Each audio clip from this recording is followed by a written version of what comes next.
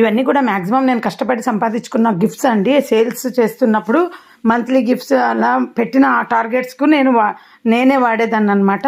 ఎప్పుడైనా గుర్తుపెట్టుకోండి, మనం చేసే పనిని మనం గౌరవించాలి.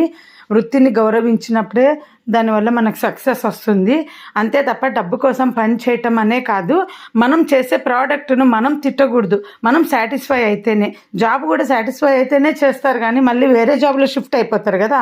అలాగే నేనైతే సాటిస్ఫై అయిన ప్రతి ఐటము నేను చాలా హ్యాపీ అండి. బిజినెస్ చేశాను, నేను సాటిస్ఫై కానిది ఏది బిజినెస్ చేయలేదు. నేను డబ్బు కోసం ఎప్పుడు బిజినెస్ చేయలేను. నేను ప్రోడక్ట్ను ఇష్టపడ్డాను కనుక బిజినెస్ చేశాను.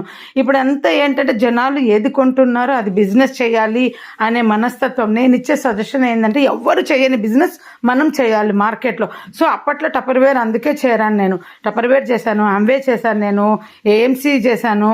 ఇవన్నీ కూడా మార్కెట్లో కామన్ బిజినెస్ కాదు. ఇప్పుడు